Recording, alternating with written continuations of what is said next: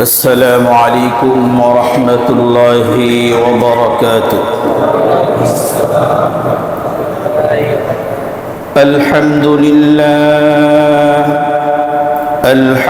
لله نحمده ونستعينه ونستغفره ونؤمن به ونتوكل عليه ونعوذ بالله من شرور أنفسنا ومن سيئات أعمالنا من يهده الله فلا مضل له ومن يضلله فلا هادي له ونشهد أن لا إله إلا الله وحده لا شريك له ونشهد أن سيدنا وحبيبنا ومولانا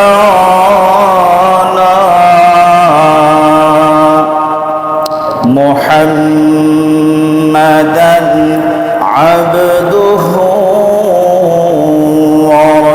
ورسوله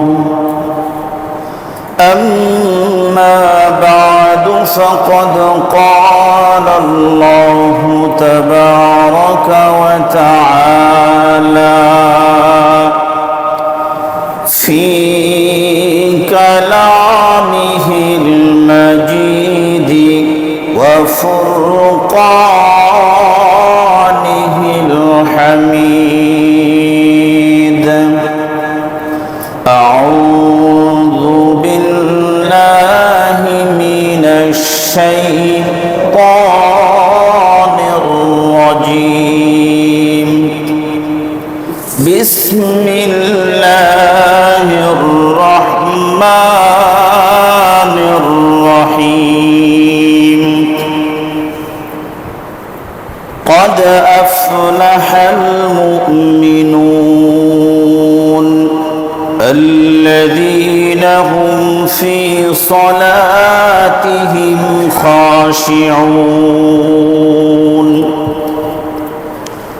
والذين هم عن اللغو معرضون والذين هم للزكاة فاعلون والذين هم لفروجهم حافظون. وقال النبي صلى الله عليه وسلم إن الرجل إذا قام يصلي أقبل الله عليه بوجهه حتى ينقلب أو يحدث حدث سوء أو كما قال عليه الصلاة والسلام. সকলেই দুরূদ শরীফ পড়ি। اللهم صل على محمد وعلى آل محمد كما صليت على إبراهيم وعلى آل إبراهيم إنك حميد مجيد. الله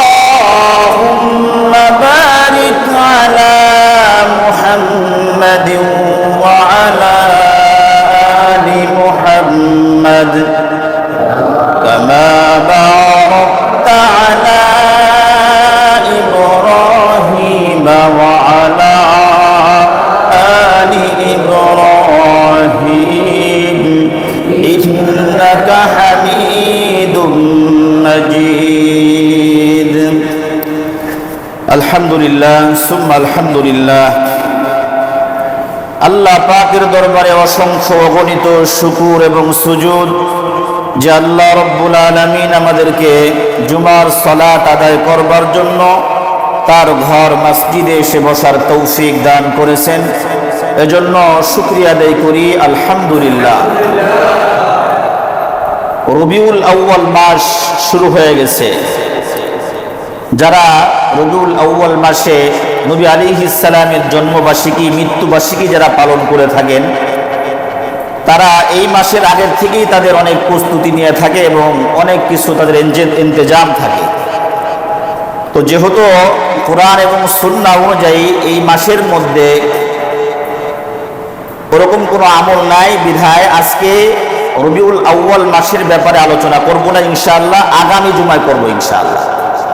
যেহেতু আমাদের লাগাতার কয়েকটা জুমা নামাজের গুরুত্ব, জামাতের গুরুত্ব নিয়ে আলোচনা চলতেছে, তো নামাজের গুরুত্বের ব্যাপারেও আমরা মোটামুটি আলোচনা শুনছি এবং নামাজ যে ফরজ বিধান, নামাজ যে আপনার পড়তে হবে, নামাজের সাথে কোনো আপোষ নাই, এই ব্যাপারে আমাদের আলোচনা হয়েছে। বালেগা হওয়ার পর থেকে নিয়ে মৃত্যুর আগ পর্যন্ত নামাজ পড়তে হবে।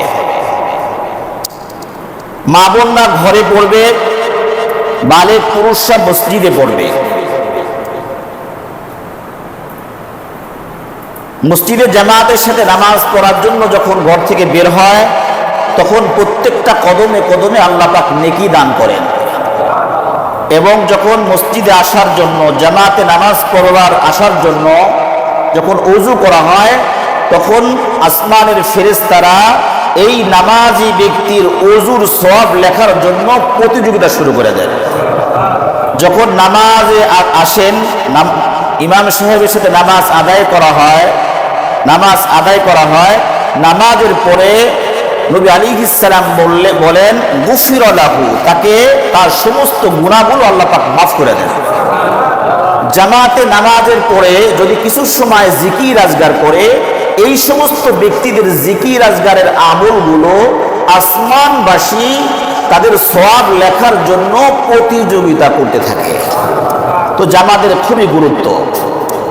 তাহলে মা বোনরা কোথায় নামাজ পড়বে?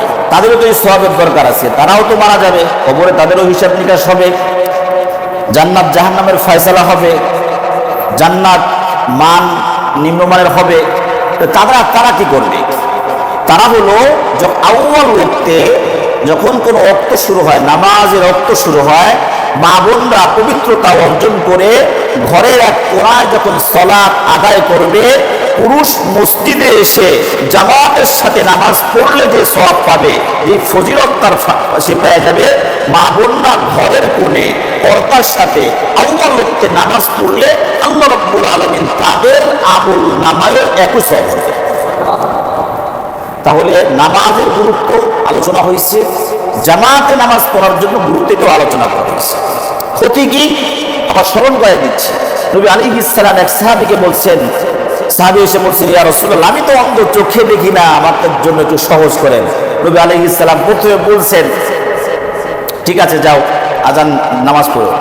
আবার ডাকতেছে, এদিকে আসো, তুমি বাসা দূরে, অন্ধ মানুষ, চোখে দেখো না, মসজিদের আজান তোমার কানে যায়? ইয়া রাসূলুল্লাহ, হ্যাঁ যায়। তাহলে তুমি মসজিদে আইসেই জামাতে নামাজ পড়বা। তাহলে একজন অন্ধ ব্যক্তিকেও নবী আলাইহিস সালাম জামাত তরক করার অনুমতি দেন নাই। সেক্ষেত্রে আমরা কি করব? হ্যাঁ, অনেক সময় দেখা যায় এমন অসুস্থ, এমন বিষয় সামনে দাঁড়ায় যে মসজিদে আসা যায় না আসলে। সেক্ষেত্রে একটা কথা গত জুমায় বলছিলাম, একমাত্র আপনিই জানেন, বিশাল আলোচনার দরকার নাই। জামাত তরক করার মতো যদি কাজ আপনার সামনে এরকম হয় যে না, আমি যদি এখন মসজিদে যাই তাহলে আমার এটা এরকম হয়ে যাবে। যেমন একটা অসুস্থ রোগী নিয়ে বসে আছেন, আপনি মসজিদে আসছেন, জামাতের গুরুত্ব নেওয়া, মসজিদে ফজিলতের জন্য আসছেন, ওদিকটা রোগী বেড থেকে পড়া হাত পাও ভেঙে গেছে বা নাক টুক ফাটে গেছে, এরকম যদি পরিস্থিতি হয়, প্রচন্ড বৃষ্টি হচ্ছে, বের হওয়া যাচ্ছে না, অনেক অন্ধকার, বের হওয়া যাচ্ছে না, রাস্তায় ভয় ভীতি আছে, এরকম যদি হয় অবস্থা হয়, আপনি বুঝবেন যে না, এই অবস্থায় গেলে আমার জানের ক্ষতি হয়ে যাবে, জানের উপর রিস্ক হয়ে যাবে। সেক্ষেত্রে শরীয়ত আপনাকে অনুমতি দিচ্ছে যে আপনার মসজিদে আসার দরকার নাই, আপনি যেখানে আছেন সেখানে আপনি পবিত্রতা অর্জন করে নামাজ আদায় করে নেন। যেহেতু আপনার মসজিদের সাথে আপনার দিল লাগানো আছে, তো মসজিদে গেলে যে সবটা পাইতেন আপনি ঘরের মধ্যে বসেও আল্লাহ পাক আপনাকে সেই সব দান করতেন। আল্লাহ রাব্বুল আলামিন আমাদেরকে বুঝবার তৌফিক দান করেন। আমাদের আল্লাহ পাক সকলকে না 5 ওয়াক্ত নামাজি বানায়া দেন। নামাজ তো আলহামদুলিল্লাহ, নামাজের গুরুত্ব, নামাজ পড়তে হবে, জামাতের সাথে নামাজ পড়তে হবে। নামাজের মতো যদি হয় তো আলহামদুলিল্লাহ ওই নামাজ আপনার সমস্ত ফাহেসা কাজ থেকে আপনাকে ফিরিয়ে রাখে। নামাজ যদি কি হয়, নামাজের মতো হয়। নামাজ যদি কি হয়, নামাজের মতো হয়। নামাজ পড়তেছি, নামাজ পড়া ফরজ, এই জন্য নামাজ পড়তেছি। নামাজ পড়তে চলে আসছি ফরজ নামাজ পড়ার জন্য, কিন্তু অজু করিনি, অজু ছাড়া মসজিদে চলে আসছি, সামনের কাতারে দাঁড়ায় গেলাম, তাকবীরে উলার সাথে নামাজ পড়লাম, কাজ হবে না। এই জন্য নামাজ পড়তে হবে। এই নামাজ যে গুরুত্বপূর্ণ একটা ইবাদত, এটা আমার পড়তেই হবে, কোনো প্রকার আপোষ নাই নামাজের সাথে। তাহলে নামাজটা কিভাবে পড়লে পরে আল্লাহ পাক সন্তুষ্ট হবেন, সেভাবে আপনার আমার পড়ার ফিকির করতে হবে। 1 নম্বর, শরীরকে সব পবিত্র রাখতে হবে, পবিত্র রাখতে হবে। গোসলের প্রয়োজন, গোসল ফরজ হয় গোসল, আর যদি শরীর স্বাভাবিক থাকে সেক্ষেত্রে সুন্দর করে অজু করা লাগবে। অজু করার নিয়মটাও আপনার জানার দরকার সুন্দরভাবে, যে এই হাত এবং পুরা শরীর, মানে চেহারাটা এক কানে লতি থেকে নিয়ে আর এক কানে লতি পর্যন্ত, এই যে কপালের উপরে চুল থেকে নিয়ে থুতনি নিচ পর্যন্ত যদি সামান্য পরিমাণ শুকনা থাকে আপনার অজু হবে না। হাতের এই কোন সহ যদি সামান্য পরিমাণ চুল পরিমাণ শুকনা থাকে অজু হবে না। মাথা 4 ভাগের 1 ভাগ মাসে করতে হবে, পায়ের টাকনু পর্যন্ত ধৌত করতে হবে। যদি চুল পরিমাণ শুকনা থাকে আপনার অজু হবে না। এটা একটা ফরজ বিধান, এর মধ্যে সুন্নত আছে। সুন্নত তরিকায় আপনার অজু করা শিখতে হবে। এটুক যদি কেউ করে বাস অজু হয়ে গেছে, খালাস, বাকি অজু সুন্দর হয় নাই। অজু সুন্দর করার জন্য আপনার সুন্নত তরিকা লাগবে, সুন্নত তরিকা লাগবে। এরপরে নামাজে যখন আসবো, নামাজে এসে দাঁড়াইলাম, নামাজে তো সূরা কিরাত লাগে, নামাজে সূরা কিরাত লাগে না? নামাজে সূরা কিরাত লাগবে, দোয়া লাগবে, সানা লাগবে, আত্তাহিয়াতু, দুরূদ শরীফ, দোয়া মাসুদ, এগুলো লাগবে। 2 বৈঠকের মাঝখানে দোয়া আছে সেটা লাগবে। সামিআল্লাহু লিমান হামিদা রব্বানা লাকাল হামদ বললাম, এরপর একটা দোয়া আছে সেটা লাগবে। নামাজটা কিভাবে পড়লে পরে সুন্নাহ অনুযায়ী হবে, আল্লাহ পাক সন্তুষ্ট হবে, এই ফিকির আপনার থাকতে হবে। তাহলে কি করব যে হুজুর তাহলে তো এখন ওগুলো তো পারি না, তাহলে নামাজ বাদ দিয়ে দিব না? নামাজ চলতে থাকবে। আপনি যা পারেন, যা কিছু পারেন, সূরা কিরাত যতটুকু পারেন, দোয়া দুরূদ যতটুকু পারেন, না পারলেও আপনার নামাজ পড়তে হবে, আর নামাজটা সুন্দরভাবে শেখার চেষ্টা করতে হবে।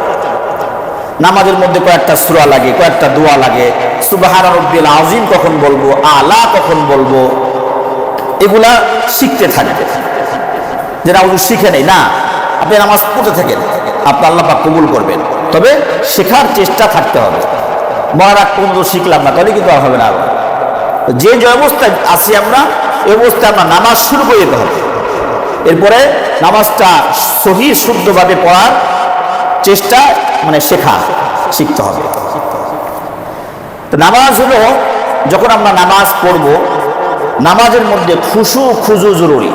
কি জরুরি?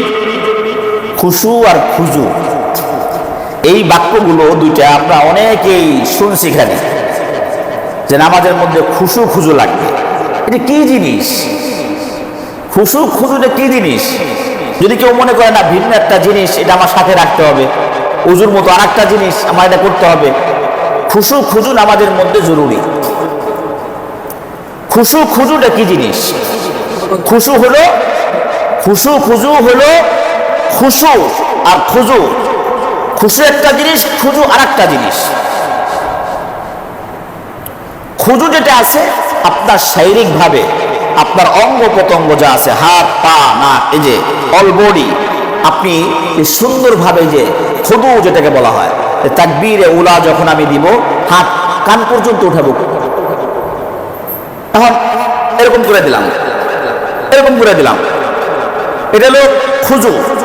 যে আপনার বডির মধ্যে যে অঙ্গটা যেখানে ব্যবহার হওয়ার দরকার নামাজে, সেখানে ব্যবহার করা, কান পর্যন্ত হাত উঠানো, এরপরে হাত বাঁধা, এরপরে হাত সুন্দরভাবে শক্ত করে বাঁধা, এরপরে কেরাত শেষ হলে রুকুতে সুন্দরভাবে যাওয়া, তার তিবের সাথে আবার সুন্দরভাবে ওঠা, রব্বানা লাকাল হামদ বলা, হামদান কাসীরান তাইয়িবান মুবারাকান ফীহি পড়া, এরপরে আবার সুন্দর করে রুকু মানে সিজদায় যাওয়া, সিজদার তাসবিহগুলো সুন্দরভাবে পড়া, এরপরে সিজদা থেকে উঠে আবার বসা। এই দুই সিজদার মাঝখানে একটা দোয়া আছে, আল্লাহুম্মা গফিরলি ওয়ারহামনি ওয়াহদিনি ওয়াআফিনি ওয়ারযুকনি, এই দোয়াটা পড়া, এরপরে আবার দ্বিতীয় সিজদাটা দেওয়া, আবার সিজদার তাসবিহটা সুন্দরভাবে পড়া, এরপরে আবার আস্তে করে সুন্দর করে সোজা হয়ে দাঁড়ানো। এটা হলো খুদু, মানে আপনার বডিটা যেন সুন্দরভাবে যে আমল, এই আমলে যেন সুন্দরভাবে নম্রতার সাথে আপনি যেন আমলগুলো করতে পারেন, এটা হলো খুদু। আর খুশু যেটা আছে, খুশু কি? খুশি হলো দিল থেকে, দিল থেকে আপনি কিরাতগুলো, যে আমি আল্লাহর জন্য আল্লাহর সামনে দাঁড়াচ্ছি, আল্লাহর সামনে আমি দাঁড়াইতেছি, দিল থেকে এটা ভাবটা আনা এবং দিল থেকে পড়া, মুখে উচ্চারণ করা, মুখে উচ্চারণ করা, মুখে উচ্চারণ করা এবং এই উচ্চারণটা কানে শ্রবণ করা। যদি এভাবে যদি নামাজ কালাম হয়, এই দুইটা মিলে খুশু খুজু যদি হয়, তাহলে আশা করা যায় যে নামাজটা সুন্দর হচ্ছে। আমরা অনেক সময় মনে করি যে খুশু খুজু মানে হলো নামাজে দাঁড়াবো, মশায় কামড়াবে, সাপে কামড় দিবে, আর একজন ধাক্কা মারবে, মাথার মধ্যে পাখি বসবে, ট্যাগ টুর পাবো না, এটা হলো খুশু খুজু না। খুশু খুজু এটা না। যে হুজুর তো বলছে খুশু খুজু, ধর খুশু খুজু তো জীবনে হয় নাই, তো নামাজ যেহেতু হয় না, তা নামাজ বাদ দিয়ে দিই না। খুশু খুজু এটা নয় যে নামাজে দাঁড়াইলাম মানে কিয়ামত হয়ে যেতেছে, কোনো খবর নাই, পাখি এসে বসে যেতেছে, কোনো খবর নাই, সাপ আটা ফানা ধরে আছে কামড় দিবে আপনার, কোনো খবর নাই, মশায় কামড়াইতেছে ব্যথা পাচ্ছেন না, কোনো খবর নাই। এটা খুশু খুজু না, এটাকে বলা হয় ইস্তিগরাক। এটা সবাই এটা হয় না। এটা যখন আল্লাহ পাকের সাথে গভীর তাআল্লুক হয়, গভীর তাআল্লুক হয়, মোহাব্বত হয়, তখন এই পর্যায়ে যায় ইস্তিগরাক হয়। যেমন সাইয়্যিদুনা আলী রাদিয়াল্লাহু তাআলা আনহু, নবী আলাইহিস সালামের মেয়ের জামাই, হযরত ফাতিমা আয-জাহরা রাদিয়াল্লাহু তাআলা আনহার জামাই কে? আলী রাদিয়াল্লাহু তাআলা আনহু। এই নবীর একজন জলিলুল কদর সাহাবী এবং জামাই, তার পায়ের মধ্যে তীর ঢুকছে। তীর কেমন? শুধু চুক্কা একটা এরকম না, কিন্তু বিষয়টা তীরটা হলো এরকম চুক্কা, এভাবে এদিকে দেখা, মানে ঢুকবে সহজে, বের হবে কষ্টে। তীরগুলো কি মানে ঢুকবে সহজে, বের হওয়ার সময় রক গোশত মাংস কিছু নিয়ে বের হবে, আর এমন অবস্থা হয় তীর। পায়ের মধ্যে যখন তীর ঢুকছে, অনেক খোলার চেষ্টা করতেছে, পারতেছে না এবং প্রচন্ড ব্যথা অনুভব করতেছেন। হযরত আলী রাদিয়াল্লাহু তাআলা আনহু নামাজে দাঁড়ায় গেছে। সবাই জানে যে হযরত আলীর নামাজ কেমন। আর হযরত আলী রাদিয়াল্লাহু তাআলা আনহু যখন নামাজে দাঁড়াইতেন, মাথার উপরে পাখি বসলেও কোনো খবর থাকতো না, মশার কামড়েও কোনো খবর আসতো না। মানে এত মনোযোগ, আল্লাহ পাকের সাথে এত মোহাব্বত নিয়ে নামাজ পড়তেন। সবার ধারণা আছে যে আলীর নামাজ তো এরকম ইস্তিগরাক ওয়ালা নামাজ, তাই সেক্ষেত্রে আলীকে নামাজে দাঁড় করা দেওয়া হয়েছে। আলী রাদিয়াল্লাহু তাআলা আনহু নামাজে দাঁড়ায় গেছেন, কয়েকজনে মিলা ওই তীরটা বের করা হয়েছে।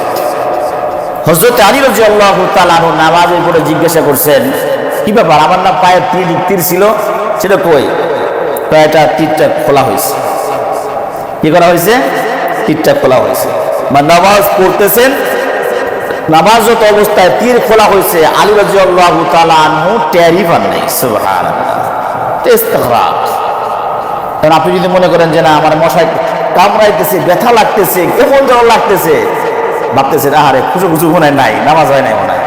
না, খুশু খুশু এটা না।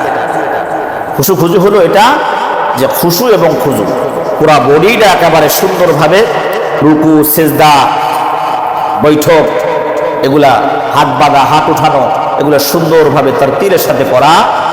আর খুশু হলো যেটা হলো আপনার দিল থেকে যাবে আল্লাহ পাকের সামনে আসি, আল্লাহ পাকের সামনে দাঁড়াইতেছি, দিল থেকে পড়া, মুখ দিয়ে সুন্দর সহি শুদ্ধভাবে উচ্চারণ করা, নিজের কানে শোনা। এর সাথে আরো কয়েকটা জিনিস আছে। আরো কয়েকটা জিনিস কি, যেরকম নজর। প্রথমে হাতের কথা বলি। হাত যখন কান পর্যন্ত উঠাইলাম, এরপরে হাতগুলো শক্ত করে বাঁধা। হাত বাঁধা নিয়ে আলোচনা করতে গেলে তো অনেক ঝামেলা, কারণ কি বিভিন্ন আছে। তো আপনি ওখানে যেখানে বানায় অসুবিধা নেই, হানাফি মাযহাব অনুযায়ী বলতেছি হাতটাকে শক্ত করে বাঁধবেন। কি বাঁধতে হবে? হাতটা শক্ত করে বাঁধতে হবে। হাত বাঁধা এটা শক্ত করে বাঁধতে হবে। এই হাত যখন রুকুতে যাবে হলো বাঘের থাবার মতো, এরকম ভাবে আঙ্গুলগুলো ফাঁকা থাকবে, সুন্দরভাবে ধরতে হবে, শক্ত করে ধরতে হবে। এই গিরা রুকুতে গেলে গিরার মধ্যে দিয়ে হাত পড়ে না, এরকম হাত ফাঁকা থাকবে, গিরার মধ্যে ভাবে ধরতে হবে। সেজদার মধ্যে হাতগুলা মিশানো থাকবে, সেজদার গুলো হাত কি থাকবে? মিশানো থাকবে, এরকম মিশানো থাকবে সেজদার মধ্যে। যখন আখেরি বৈঠক করব আত্তাহিয়াতুর সময়, তখন হাতগুলো পায়ের উপরে স্বাভাবিক থাকবে। হাত বাঁধার হাতের 4টা নিয়ম বললাম। একটা হলো কান পর্যন্ত যখন উঠানো হয়, হাতটা বাঁধার ক্ষেত্রে শক্ত করে বাঁধা, হালকা না, শক্তভাবে বাঁধা। রুকুতে বাঘের থাবার মতো শক্ত করে ধরা। সেজদার মধ্যে আঙ্গুলগুলো মিশানো, রুকুতে আঙ্গুলগুলো ফাঁকা থাকবে, সেজদাতে আঙ্গুলগুলো মিশে থাকবে। আর বৈঠক করার সময় হাত আঙ্গুলগুলো স্বাভাবিক থাকবে। তাহলে আশা করা যায় এই যেভাবে যদি হাতগুলো এরকম করি, তাহলে বোঝা যায় যে খুশু হচ্ছে, আমার খুজু হচ্ছে, হাতের যে আমলগুলা ঠিক মতো হচ্ছে। নজর, চোখের এই নজরগুলো কই রাখবো? যখন তাকবীরে তাহরিমে দিয়ে দাঁড়াইলাম, দেখা এরকম এদিক ওদিক তাকাইতেছে। নামাজ কিন্তু হচ্ছে, নামাজ হবে, তাকায় আছে, ঘড়িতে কয়টা বাজতেছে, সামনে মসজিদের কি লেখা আছে সব মোতালা চলতেছে, সামনের কাতারে কয়জন আছে, আমি কয় নম্বরে আছি, এরকম ভাবে অনেক কিছু হচ্ছে না। যখন আমরা নামাজে তাকবীরে তাহরিমা দিয়ে নামাজে দাঁড়াবো, তখন এই নজর থাকবে সিজদার দিকে। কোথায় থাকবে? সিজদার দিকে থাকবে।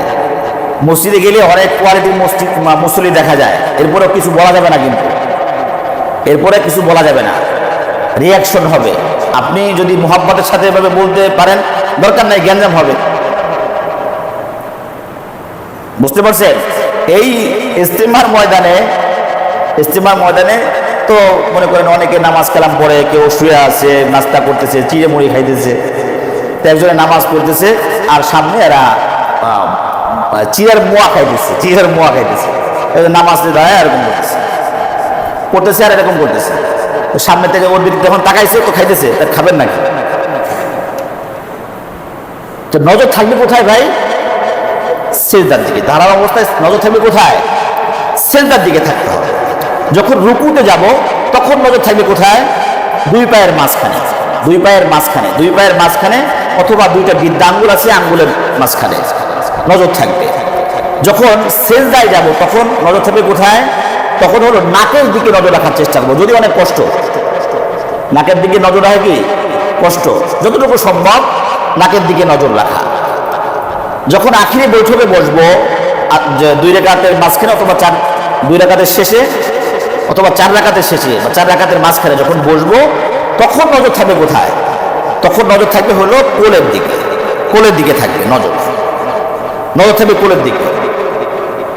শেষ যখন সালাম ফিরানোর সময় নজর থাকবে কোথায়? সালাম ফিরানোর সময় দেখা যায় এরকম ভাবে, আসসালামু আলাইকুম ওয়া রাহমাতুল্লাহ, ফ্যান তো চলতেছে মাশাআল্লাহ, আসসালামু আলাইকুম ওয়া রাহমাতুল্লাহ, মানে 2 সাইডের সমস্যাগুলো সামনে পড়ে যায় না, নজর ওদিকে যাবে না, নজর থাকবে হলো এই যে ঘাড়ের দিকে। কোথায়? গায়ের দিকে থাকবে। এবং নিয়ত থাকবে হলো এই ফেরেশতা এবং ডান দিকে যত মুসল্লি আছে সবাইকে আমি সালাম দিলাম, বাম দিকের ফেরেশতা এবং বাম দিকে যারা সবাইকে সালাম দেওয়া, নজরে পর্যন্ত আসসালামু আলাইকুম ওয়া রাহমাতুল্লাহ, আসসালামু আলাইকুম ওয়া রাহমাতুল্লাহ, এরকম না। অনেকে দেখবেন যে এরকম করতেছে। এটা হলো নামাজ, কিন্তু আমি বলি না আপনার নামাজ হচ্ছে না, নামাজ কিন্তু হচ্ছে, কিন্তু যে নামাজ আপনার সমস্ত খারাপ কাজ থেকে ফিরে রাখবে ওই নামাজ হচ্ছে না। নামাজ হচ্ছে, কিন্তু যে নামাজ পড়লে গুনাহ মাফ হয়ে যাবে, হয়তোবা সেই নামাজ আপনার হচ্ছে না। নামাজ হচ্ছে, কিন্তু যে নামাজের মাধ্যমে আপনি আল্লাহ পাকের নৈকট্য হাসিল করতে পারবেন ওই নামাজ হচ্ছে না। নামাজ হচ্ছে মাগার যে নামাজের মাধ্যমে আপনার রিজিকের অভাব দূর হবে, অভাব অনটন দূর হবে, আপনার সমস্ত সংকীর্ণতা দূর হবে, হয়তোবা আপনার সেগুলো হচ্ছে না। মৌলানা তারেক জামেল সাহেব হুজুর, পাকিস্তানের হুজুর, নাম শুধু অনেকেই শুনছি, একজনকে মুসলমান বানাইছেন, শুধু সূরা ফাতিহা শিখিয়েছেন। কি? শুধু সূরা ফাতিহা পারে সে, শুধু সূরা ফাতিহা পারে। তো বাকি যারা আছে সূরা কিরাত মাশাআল্লাহ ভালোই পড়তে পারে।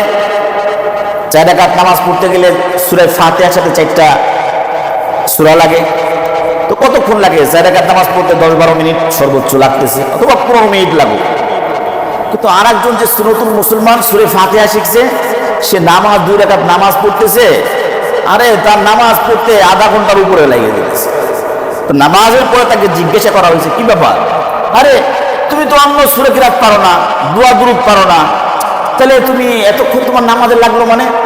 তো সে বলতেছে, ভাই আরে তোমরা তো মুসলমান, তোমরা তো আল্লাহ পাকের দলের লোক, তোমরা তো আগের থেকেই আল্লাহ দলে আসো। আমি তো আল্লাহ থেকে দূরে সরে গেছিলাম, আমি তো কাফের ছিলাম, আমি তো মুশরিক ছিলাম, আমি নতুন মুসলমান হয়েছি, মাত্র সূরা ফাতিহাটা পড়ছি। আরে তোমরা তো এখন তাকবীর তাহরিমা দাও, সূরা ফাতিহা পাঠ করো, আল্লাহ পাক সাথে সাথে নামাজের উত্তর তোমাদেরকে দিয়ে দেয়। আমি তো কাফের ছিলাম, আমি তো নতুন মুসলমান হয়েছি, আমি আলহামদুলিল্লাহি রাব্বিল আলামিন বলি, আল্লাহ পাক সাথে সাথে উত্তর দেয় না। যতক্ষণ পর্যন্ত আল্লাহ পাক সূরা ফাতিহার প্রথম আয়াতের উত্তর না দেয়, ততক্ষণ পর্যন্ত আলহামদুলিল্লাহি রাব্বিল আলামিন, আলহামদুলিল্লাহি রাব্বিল আলামিন আমি পড়তেই থাকি। আমার রব যখন আলহামদুলিল্লাহি রাব্বিল আলামিনের উত্তর দেন আমি আর রহমানুর রহিম বলি। তার কেমন নামাজ? তারও নামাজ, আমারও নামাজ। কোয়ান্টিটি না কোয়ালিটি দরকার। রাতে জেগে গেছি, 12 রাকাত নামাজ পড়তে হবে তাহাজ্জুদের, তাড়াতাড়ি ইন্নাত না কুল হুয়াল্লাহ, আর কোনো মতে রুকু সিজদা দিয়ে দেখা যায় ওযুটা ঠিক মতো হয় না, তাড়াতাড়ি পড়ার জন্য দরকার নাই। 12 রাকাত দরকার নাই, আপনি 2 রাকাত পড়েন। আর একটা সময় আছে 2 রাকাত পড়েন, যে এর মধ্যে যে 12 রাকাত নামাজ আপনার পড়তে হবে, কে বলছে আপনার? অল্প পড়েন, কিন্তু কোয়ালিটি সম্পূর্ণ নামাজ পড়তে হবে। জোহরের নামাজের পরে 2 রাকাত সুন্নত, এরপরে আরো 2 রাকাত পড়লে বহুত সওয়াব, জান্নাত ওয়াজিব হয়ে যায়, আল্লাহ পাক জান্নাত দিয়ে দিবেন, এরকম হাদিসের মধ্যে পাওয়া যায়। তা আপনি পড়তেছেন যে না, তাহলে আরো পড়ি পড়তে থাকলেন, কিন্তু সুবহান রাব্বিল আযীমের ঠিক নাই, আলা ঠিক নাই, তাকবীরে তাহরিমার ঠিক নাই, সূরা কিরাত কি পড়তেছি না পড়তেছি কোনো ঠিক নাই, দরকার নেই। কোয়ালিটি সম্পূর্ণ নামাজ হতে হবে। অল্প নামাজ হোক, দরকার নাই বেশি পড়ার জন্য। জিকির করতেছি বা কোরআন তেলাওয়াত করতেছি, মানে নিজেও বুঝি না, কেউ যে শুনবে সেও বোঝে না, করতেছি কেন? খতম দিতে হবে আমার। আরে খতম দেওয়া কি ফরজ? খতম দেওয়া কি ফরজ নাকি? আপনি সুন্দর করে পড়েন, যতদূর যেতে পারেন। আল্লাহ পাক তো আপনার আমার দিলের ব্যাপারে জানেন। সুন্দর, আইয়ুকুম আহসানু আমালা, সূরা মুলকের মধ্যে আল্লাহ পাক বলছেন আইয়ুকুম আহসানু আমালা, আমি দেখতে চাই আমার বান্দাদের মধ্যে কে কত সুন্দর আমল করতে পারে, কে কত সুন্দর আমল করতে পারে। আমি তো এই রাকাত নামাজ পড়ছি, সেই রাকাত নামাজ পড়ছি, দরকার নেই। এজন্য মেরা দোস্ত, নামাজের মধ্যে খুশু আনা। আল্লাহ পাক বলছেন কদ আফলাহাল মুমিনুন, মুমিনরা তো সফল হয়ে গেল। আল্লাযীনা হুম ফি সালাতিহিম খাশিউন, যারা খুশুর সাথে নামাজ আদায় করে, এরা কি সফল? ঘোষণা কে দিচ্ছেন? আল্লাহ পাক। তাহলে আমার নামাজ আর আপনার নামাজ কেমন হলো? ফরজিয়ত আদায় হয়ে যেতেছে ভাই, ফরজিয়ত আদায় হয়ে যাইতেছে। কবুল করার মালিক তো আল্লাহ, কারটা কবুল করবেন কারটা কবুল করবেন না এটা আল্লাহ মালুম। বাকি আপনার সুন্দর করে নামাজ পড়া, তার তীরের সাথে নামাজ পড়া, খুশুর সাথে নামাজ আদায় করা, এটা আপনার আমার জরুরি, অন্তরের প্রশান্তি আসবে। দেখেন একটা হাদিস আপনাদেরকে শোনাই, ইবনে মাজার হাদিসটা, নবী আলাইহিস সালাম ইরশাদ করেন, ইন্নার রাজুলা ইযা কামা ইউসাল্লি, যখন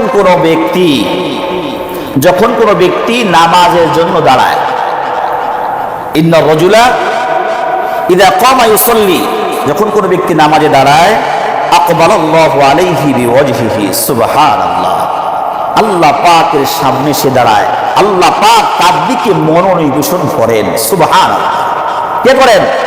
আল্লাহ করেন। বান্দা নামাজে দাঁড়াইছে, আল্লাহ পাক তার দিকে মনোনিবেশন করছেন।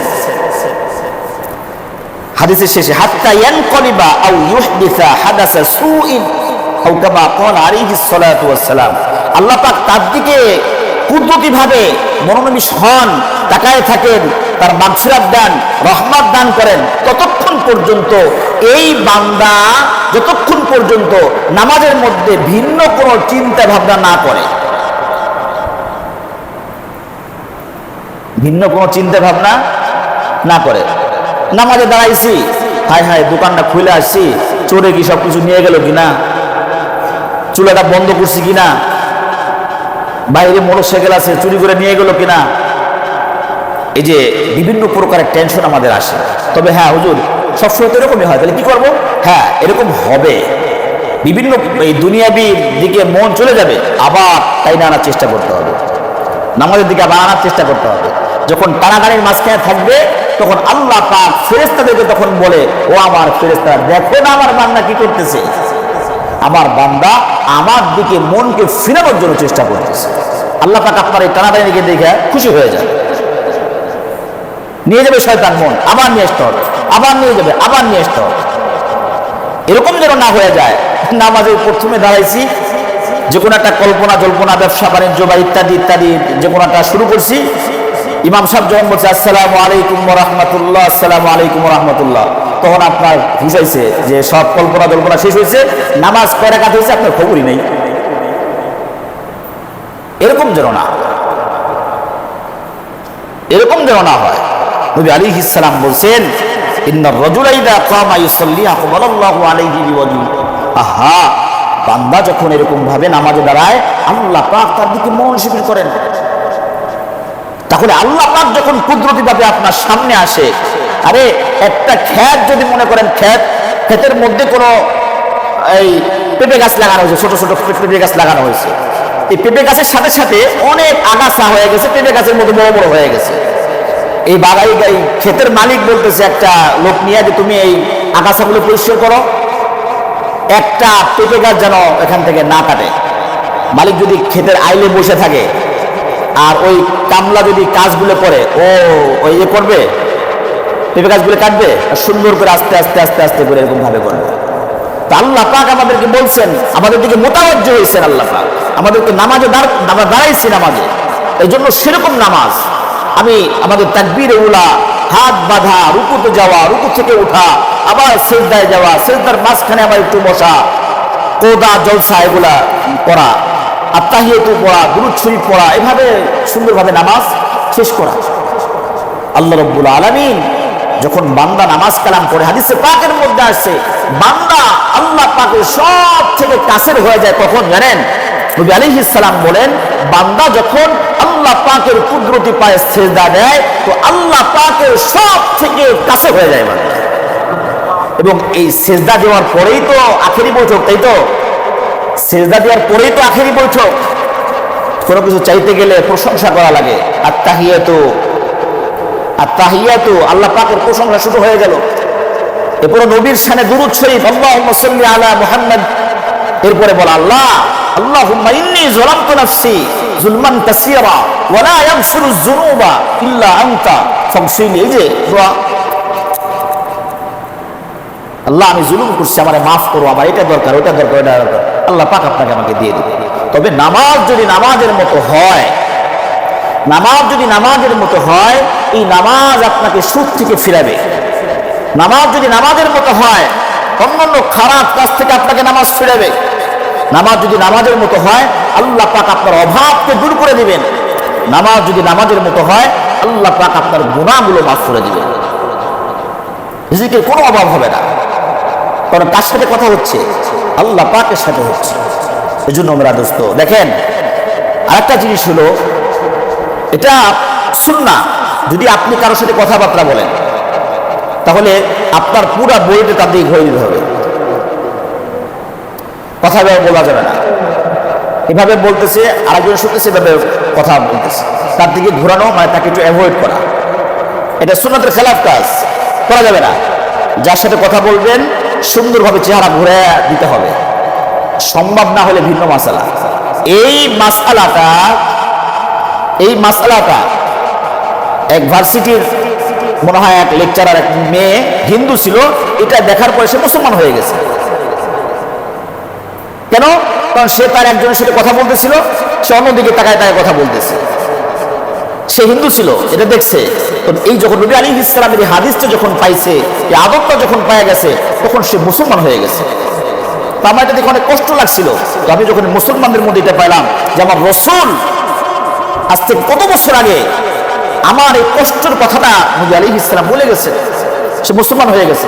তাহলে আদব হলো, যদি কারোর সাথে কথাবার্তা বলি, নবী আলাইহিস সালাম পুরা বডি ঘুরে কথাবার্তা বলতেন, চেহারা ঘুরে কথা বলতে বলতেন, চেহারা ঘুরে কথাবার্তা বলতেন। তাহলে তার দিকে মনোনিবেশ হওয়া, তার কথাগুলো গুরুত্বের সাথে শোনা, উত্তর দেওয়া। যদি ঝামেলা থাকে ভাই পরে কথাবার্তা বল, তাকে এভাবে বোঝানো। তো এটা হলো কথাবার্তার আদব। আপনি আমি যখন নামাজে দাঁড়াবো, সুবহানাকাল্লাহুম্মা ওয়া বিহামদিকা ওয়া তাবারাকা ইসমুকা ওয়া তাআলা জাদ্দুকা, এই যে কা কা কা মানে সামনে, সামনে যে আছে তাকে কা বলা হয়। যে আমাদের মাদ্রাসার ছাত্ররা ওলামায়ে কেরাম বুঝবে, মানে তুমি তুমি আল্লাহ, তুমি তুমি তুমি এটা তুমি এটা তোমাকে বলেছি। তাই দাঁড়ানোর সাথে সাথে আমরা আল্লাহকে সামনে হাজির নাজির মনে করতেছি। তাই এই আল্লাহ পাকের সামনে দাঁড়ায় আমি কিভাবে মনটা অন্যদিকে দিব? আদবেরও খেলাফ, বাস নামাজের মধ্যে খুশু থাকে না। এই জন্য মেরা দোস্ত, আমরা প্রথমে নামাজ তো পড়তেই হবে, এবং বালেগ যারা পুরুষ আছে আমরা অবশ্যই জামাতে নামাজ কালাম পড়বো। 3 নম্বর কথা হলো, নামাজকে শুদ্ধ করার জন্য কি কি দরকার? সুন্দর করে ওযু শেখা, গোসল শেখা, এবং নামাজের মধ্যে যা যা দরকার এগুলো সহি শুদ্ধভাবে শেখা। আপনি কিভাবে শিখবেন, এটা আপনার দায়িত্ব। কিভাবে আপনি শিখবেন? ইমাম সাহেবকে ধরবেন, নাকি কোনো আলেমের কাছে যাবেন, নাকি ঘরে টিচার রাখবেন? এটা আপনার দায়িত্ব, এটা আপনার করতেই হবে। এটাকে সহি শুদ্ধভাবে করা এবং খুশুর সাথে নামাজ আদায় করা। আল্লাহ রাব্বুল আলামিন আমাদের সকলকে খুশুর সাথে নামাজ আদায় করার তৌফিক দান করেন, সকলেই বলে আমিন। ওয়া আখিরু দাওয়ানা আলহামদুলিল্লাহি রাব্বিল আলামিন। সুন্নাত পড়ে মেহেরবানি করে সুন্নাত পড়ে নিন। আল্লাহ।